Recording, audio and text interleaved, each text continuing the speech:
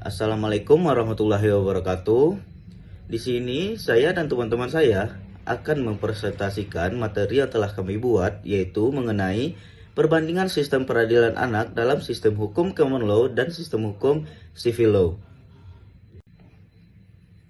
Anggota kelompok kita yang pertama ada Raisa Ramadita, yang kedua ada Zain Fahmi Hanan, yang ketiga ada Said Anazif, yang keempat ada Azza Nabila, yang kelima ada Alisa Nur Azmi Lutfiah, yang keenam ada Sania Diva Azmila.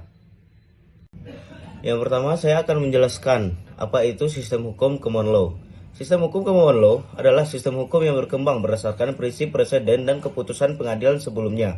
Bukan hanya pada undang-undang tertulis. Sistem ini berasal dari Inggris dan telah mempengaruhi banyak sistem hukum di berbagai negara di seluruh dunia, terutama di negara-negara bekas jajahan Inggris seperti Amerika Serikat, Kanada, Australia, dan lain sebagainya. Selanjutnya ada karakteristik sistem hukum common law. Yang pertama yaitu jurisprudensi sebagai sumber hukum utama. Sistem hukum common law didasarkan pada keputusan pengadilan yang dianggap sebagai sumber hukum utama. Yang kedua ada doktrin stare decisis. Prinsip ini berarti bahwa keputusan pengadilan sebelumnya harus diikuti dalam kasus-kasus yang serupa di masa depan. Yang ketiga ada sistem adversary. Dalam sistem peradilan, kedua belah pihak yang bersengketa menggunakan pengacaranya untuk berhadapan di depan hakim. Yang keempat ada fleksibilitas. Sistem hukum common law cenderung lebih fleksibel dan dapat menyesuaikan diri dengan perubahan sosial dan ekonomi. Yang kelima adalah pengaruh tradisi dan adat. Common law disusun berdasarkan tradisi, adat istiadat, dan preseden yang dipergunakan oleh hakim untuk menyelesaikan masalah.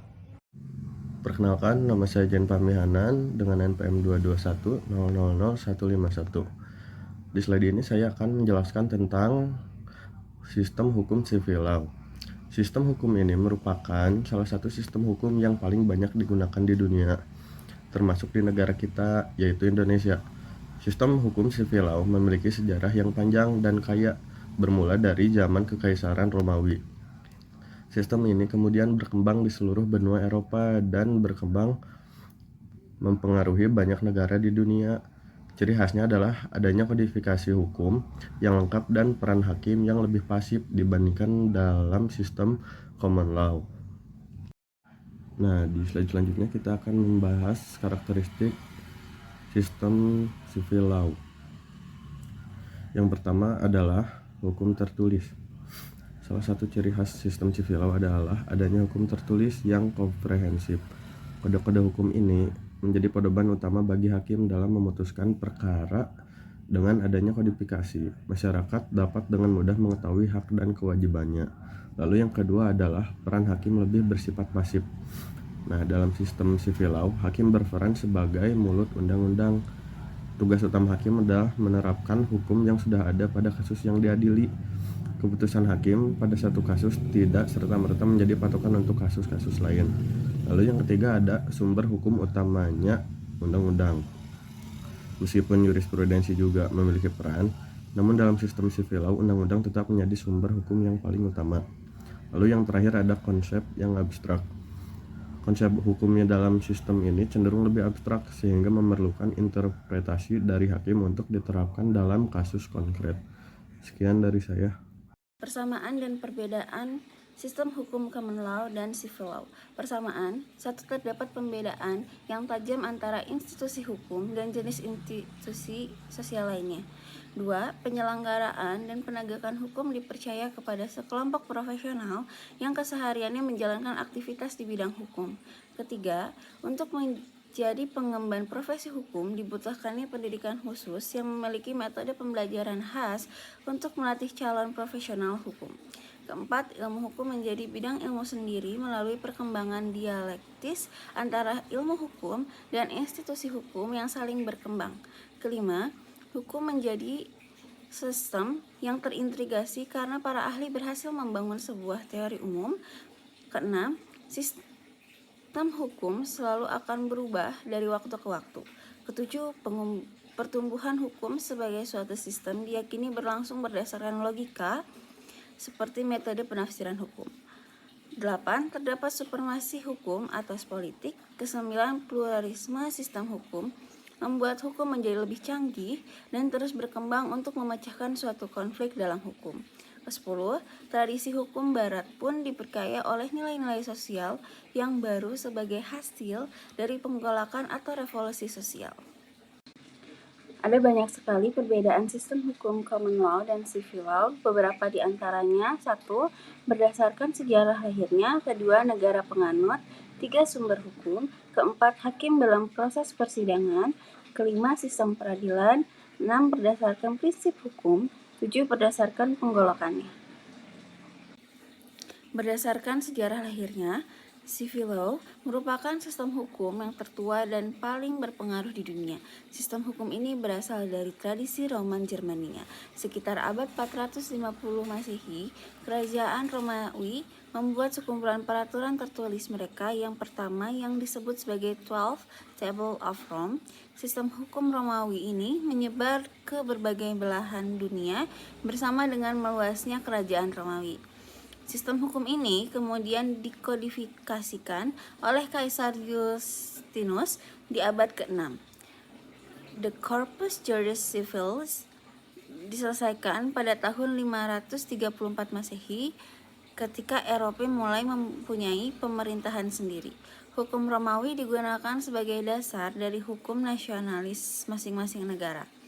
Napoleon Bonaparte di Prancis dengan kode Napoleonnya di tahun 1804 dan Jerman dengan Civil Code-nya di tahun 1898. Common law berdasarkan tradisi dan berkembang dari presiden yang dipergunakan oleh hakim untuk menyelesaikan masalah.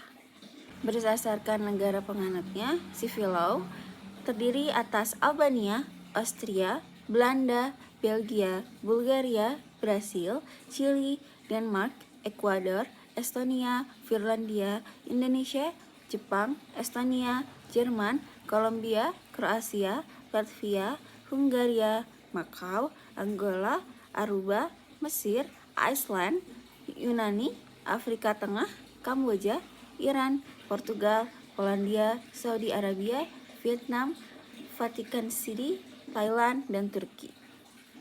Negara-negara penganut common law terdiri atas Amerika Serikat, Australia, Inggris, India, Hong Kong, Republik Irlandia, Kanada, Pakistan, Selandia Baru, Qatar, Oman, Tonga, Uganda, New Zealand, Jamaika, Hong Kong, dan Ghana. Perbedaan sumber hukum. Sistem civil law adanya sistem kodifikasi. Menurut Nuller Komar, sistem civil law menggunakan kodifikasi sebagai sumber hukum.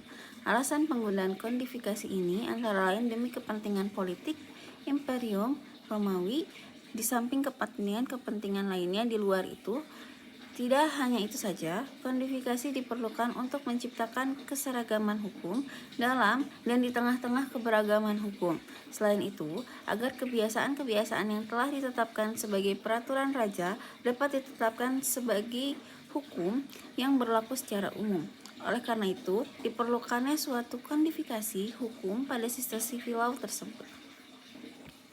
Sistem common law, jurisprudensi. Sistem civil law menggunakan jurisprudensi sebagai sumber hukumnya. Seperti dalam Simanjuntak tahun 2019 menjelaskan bahwa jurisprudensi sebagai putusan-putusan hakim atau pengadilan yang tetap dan dibenarkan oleh Mahkamah Agung sebagai pengadilan kasasi atau putusan-putusan MA sendiri. Mahadi dalam Simanjuntak tahun 2019 menguraikan arti jurisprudensi bukan sebagai keputusan-keputusan hakim, bukan pula sebagai rentetan keputusan, melainkan hukum yang terbentuk dari keputusan-keputusan hakim. Hakim dalam proses persidangan. Sistem civil law, hakim tidak terikat kepada presiden atau doktrin stare decisis, sehingga undang-undang menjadi rujukan hukum yang utama. Penganut sistem civil law memberikan keleluasaan yang besar bagi hakim untuk memutus perkara tanpa perlu meneladani putusan-putusan hakim yang terdahulu. Sistem common law dianutnya doktrin stare decisis atau presiden. Pada sistem ini, bermakna bahwa hakim terikat untuk menerapkan putusan pengadilan terdahulu serupa. Pengadilan yang menganut doktrin ini memiliki otoritas yang bersifat hierarki, artinya pengadilan yang lebih rendah harus mengikuti putusan pengadilan yang lebih tinggi untuk kasus yang serupa. Menurut sistem peradilan pada civil law bersifat inquisitorial, yang berarti bahwa hakim mempunyai peran yang besar dalam mengarahkan dan memutuskan perkara, serta hakim bersifat aktif dalam menilai alat bukti. Pada sistem ini, hakim berusaha untuk mendapatkan gambaran lengkap dari peristiwa yang dihadapinya sejak awal. Sistem ini mengandalkan profesionalisme dan kejujuran hakim. Menurut pengamatan Friedman, hakim di dalam sistem hukum civil law berusaha untuk mendapatkan gambaran lengkap dari peristiwa yang dihadapinya sejak awal. Sistem ini mengandalkan profesionalisme dan kejujuran hakim. Sistem common law menggunakan adversary system, yang berarti kedua belah pihak yang bersengketa masing-masing dapat menggunakan lawyernya untuk dihadapkan di depan hakim. Para pihak yang bersengketa dapat menyusun strategi sebaik mungkin dan mengemukakan dalil-dalil dan alat bukti sebanyak-banyaknya di pengadilan. Berdasarkan prinsip umum, civil law adalah hukum yang memperoleh kekuatan mengikat karena sumber hukumnya diwujudkan dalam peraturan-peraturan yang berbentuk undang-undang dan tersusun secara sistematik di dalam kodifikasi atau komplikasi tertentu. Prinsip utama ini dianut mengenai nilai utama yang merupakan tujuan hukum adalah kepastian hukum, sehingga berdasarkan sistem hukum yang dianut tersebut, hakim tidak dapat leluasa untuk menciptakan hukum yang mempunyai kekuatan mengikat hukum. Common law, sumber hukumnya tidak tersusun secara sistematik dalam hierarki seperti pada sistem hukum Eropa kontinental. Dalam sistem hukum Anglo-Saxon, pada perannya yang diberikan kepada seorang hakim yang berfungsi tidak hanya sebagai pihak yang bertugas menetapkan dan menafsirkan peraturan-peraturan hukum saja, melainkan perannya sangat besar, yaitu membentuk seluruh tata kehidupan masyarakat. Hakim mempunyai wewenang yang sangat luas untuk menafsirkan peraturan hukum yang berlaku dan menciptakan prinsip-prinsip hukum baru yang akan menjadi pegangan bagi hakim-hakim untuk memutuskan perkara sejenis. Berdasarkan penggolongannya, civil law dibagi dalam bidang hukum publik dan bidang hukum privat. Hukum publik mencakup peraturan-peraturan hukum yang mengatur kekuasaan dan wewenang kekuasaan negara serta hubungan-hubungan antara masyarakat dan negara. Yang termasuk dalam hukum publik meliputi hukum tata negara, hukum administrasi, hukum pidana. Hukum privat mencakup peraturan-peraturan hukum yang mengatur tentang hubungan antara individu dalam memenuhi kebutuhan hidupnya. Yang termasuk dalam hukum privat adalah hukum perdata yang meliputi juga hukum sipil dan hukum dagang. Common law mengenal pula pembagian hukum publik dan hukum privat. Pengertian yang diberikan kepada hukum publik hampir sama dengan pengertian yang diberikan oleh sistem hukum Eropa kontinental. Sedangkan hukum privat lebih dimasukkannya sebagai kaidah-kaidah hukum tentang hak milik, hukum tentang orang, hukum perjanjian, dan hukum tentang perbuatan melawan hukum yang tersebar di dalam peraturan-peraturan tertulis, putusan-putusan hakim, dan hukum. Baik, selanjutnya di sini saya akan menjelaskan mengenai pengertian dari sistem peradilan anak itu tersendiri. Saya ambil dari pasal 1 ayat 1 pada Undang-Undang Nomor 11 Tahun 2012 tentang sistem peradilan anak, menjelaskan bahwasanya sistem peradilan pidana anak adalah sebuah struktur hukum atau keseluruhan dari proses penyelesaian perkara anak yang tentu saja di dalamnya melibatkan dari pihak anak-anak ini yang berhadapan langsung dengan hukum. Dari mulai tahap penyelidikan sampai dengan tahap pembimbingan setelah menjalani tindak pidana ini. Baik, selanjutnya di sini saya akan menjelaskan mengenai anak ini sendiri berdasarkan pasal 1 ayat 2 dan ayat 3 serta pasal 21 Undang-Undang Nomor 11 Tahun 2012 tentang sistem peradilan pidana anak menjelaskan bahwasannya anak ini memiliki banyak sekali poin-poinnya. Yang pertama ada yang berhadapan dengan hukum. Maksud dari anak yang berhadapan dengan hukum adalah anak yang berkonflik dengan hukum. Maksud dari anak yang berkonflik ini terbagi atas dua jenis. Yang pertama itu anak yang menjadi korban tindak pidana, dan juga yang kedua itu anak yang menjadi saksi dari tindak pidana tersebut. Juga di sini ada yang dimaksud dengan anak orang yang berkonflik atau anak yang berkonflik. Maksud dari anak yang berkonflik dengan hukum ini disebut juga dengan anak. Tapi anak di sini yaitu anak yang telah berumur 12 tahun tetapi belum melampaui umur 18 tahun. Baik, yang selanjutnya yaitu mengenai yang menjadi korban. Anak yang menjadi korban dalam tindak pidana disebut sebagai anak korban. Anak korban di sini memiliki dua kualifikasi, yaitu yang pertama, anak yang belum berumur 18 tahun, dan yang kedua yaitu anak yang mengalami penderitaan seperti fisik, mental, dan atau kerugian ekonomi yang disebabkan oleh tindak pidana yang terjadi. Dan yang terakhir yaitu anak yang menjadi saksi. Maksud dari anak yang menjadi saksi dari tindak pidana ini disebut sebagai anak saksi. Anak saksi memiliki dua kualifikasi yang sama, yaitu pertama, anak yang belum berumur 18 tahun, dan juga yang kedua itu anak yang dapat memberikan keterangan guna untuk kepentingan penyidikan, penuntutan, dan pemeriksaan di sidang pengadilan tentang suatu perkara pidana yang dia dengar, dia lihat, dan atau dia alami sendiri. Hal ini tercantum dalam pasal 1 ayat 4 dan 5 pada Undang-Undang Nomor 11 Tahun 2012 tentang Sistem Peradilan Pidana Anak.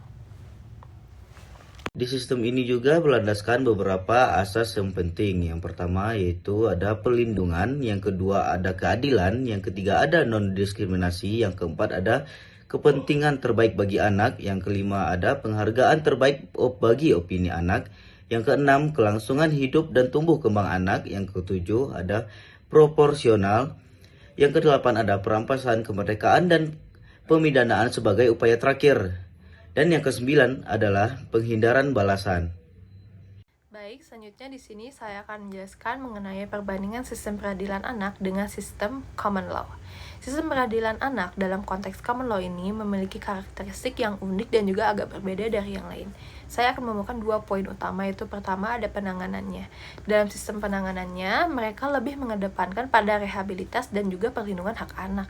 Jadi bukan hanya sekedar untuk hukuman saja. Maka dari itu mereka punya salah satu ciri khas, yaitu mereka memiliki pengadilan remaja atau disebut juga dengan juvenile court. Juvenile court ini berfungsi untuk menangani kasus anak yang berkonflik dengan hukum. Pengadilan ini sebetulnya beroperasi dengan prinsip-prinsip yang agak berbeda dibandingkan dengan pengadilan untuk orang dewasa, di mana fokus utama mereka itu pada kesejahteraan anak dan juga reintegritas ke dalam masyarakat. Yang kedua ada praktik. Dalam praktiknya, proses peradilan ini sering kali melibatkan dua hal. Yang pertama ada evaluasi psikologis dan juga dalam pendidikan. Yang kedua ada penggunaan program-program alternatif seperti mediasi dan diversion untuk menghindari stigma negatif yang mungkin dihadapi oleh sang anak. Kemudian, dengan demikian, sistem peradilan anak dalam sistem common law ini tujuannya lebih utama pada melindungi hak-hak anak. Mereka memberikan kesempatan kedua dalam hidup mereka daripada hanya menghukum mereka dalam kesalahan yang telah mereka lakukan. Baik, dan yang terakhir saya akan menjelaskan mengenai perbandingan sistem peradilan anak dengan sistem civil law. Sistem peradilan anak dalam konteks civil law ini pendekatannya lebih terstruktur dan juga lebih formal dibandingkan dengan common law. Dalam sistem ini saya membagi dua poin utama. Yang pertama pada perlindungannya, kedua pada proses peradilannya. Dalam sistem ini, perlindungan anak yang berhadapan dengan hukum diatur secara jelas melalui undang-undang yang mengedepankan prinsip-prinsip keadilan dan juga rehabilitasi, termasuk pada perlindungan identitas si anak yang menjadi fokus utama, di mana informasi pribadi sebagai anak, entah itu sebagai pelaku ataupun korban tindak pidana ini, dilindungi dari publikasi media. Dan juga yang kedua mengenai proses peradilan. Proses peradilan anak dalam sistem civil law bersifat inquisitorial, di mana hakim memiliki peran aktif dalam mengumpulkan bukti dan menentukan fakta.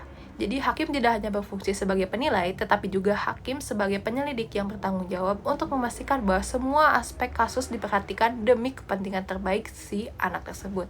Selain itu, sistem ini juga menekankan pentingnya diversifikasi, yaitu pengalihan penyelesaian perkara dari proses penyelesaian pidana ke alternatif lain, seperti mediasi, program rehabilitasi, untuk menghindari stigma negatif terhadap si anak.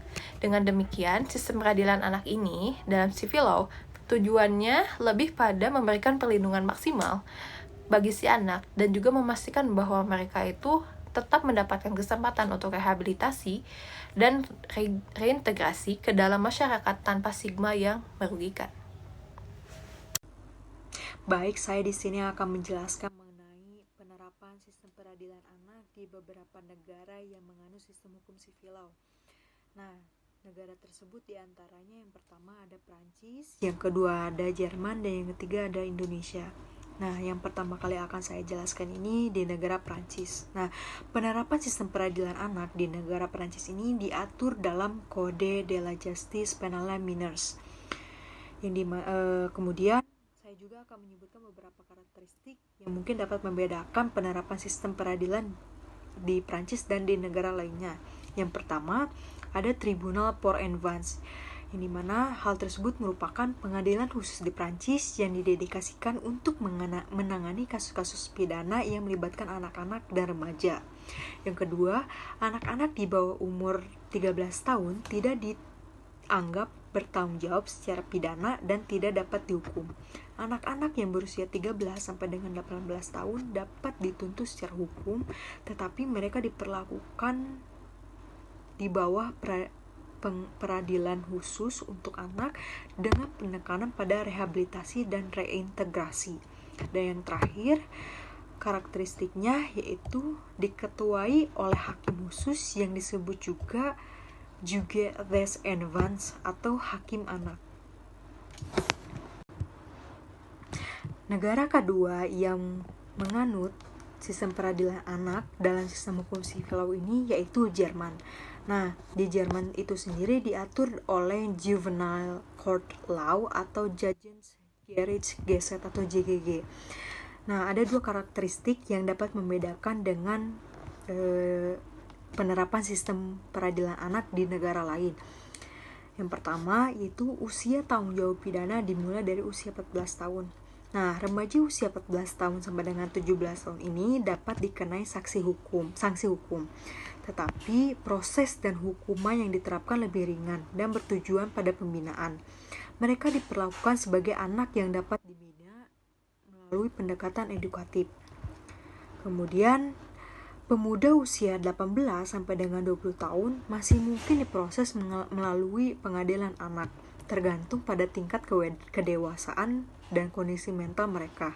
Hakim akan menilai apakah pelakunya seharusnya diperlakukan dengan pendekatan yang sama seperti anak atau dewasa. Nah, karakteristik yang kedua ini yaitu anak-anak dan remaja yang terlibat dalam kasus pidana akan diproses di juvenile court atau Judgungsgericht yang memiliki yurisdiksi khusus dalam dan menangani kasus sesuai prinsip keadilan restoratif. Nah, selanjutnya yaitu contoh penerapan sistem peradilan anak di negara Indonesia, yang mana negara Indonesia ini menganut sistem hukum sivil law. Nah, di dalam negara Indonesia ini, penerapan sistem peradilan anak ini dapat dilihat dalam Undang-Undang Nomor 11 Tahun 2012. Selanjutnya ini saya akan menjelaskan terkait karakteristik penerapan sistem peradilan anak di Indonesia.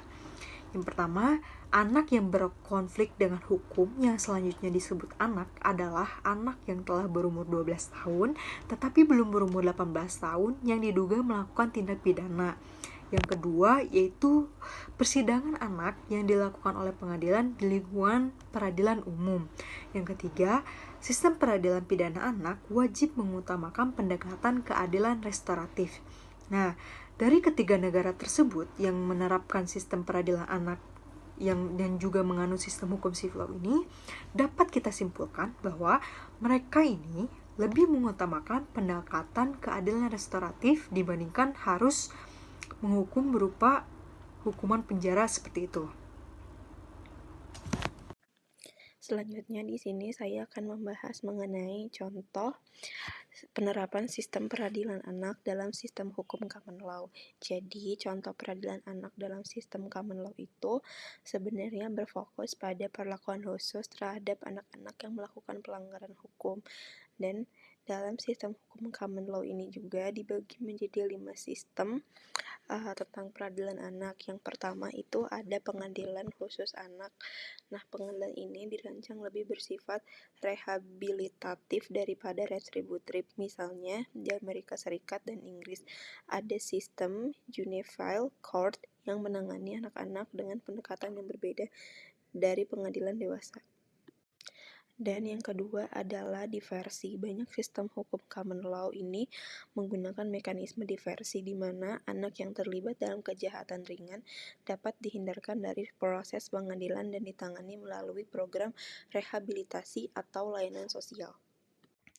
Dan yang ketiga adalah pendekatan rehabilitatif. Pendekatan utama dalam sistem peradilan anak di common law adalah rehabilitasi, bukan penghukuman. Anak-anak yang terlibat dalam kasus hukum seringkali diberikan sanksi berupa layanan masyarakat, konseling, atau pendidikan khusus untuk mengubah perilaku mereka.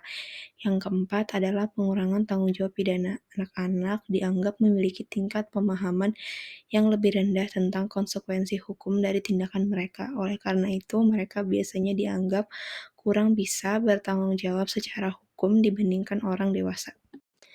Dan yang terakhir adalah pelindungan hak dan privasi anak. Anak-anak yang diadili di bawah sistem peradilan anak ini biasanya mendapatkan perlindungan ekstra terkait hak atau privasi mereka. Sekian presentasi dari kita, semoga teman-teman dapat memahaminya. Mohon maaf jika ada kekurangan atau kesalahan. Terima kasih. Assalamualaikum warahmatullahi wabarakatuh.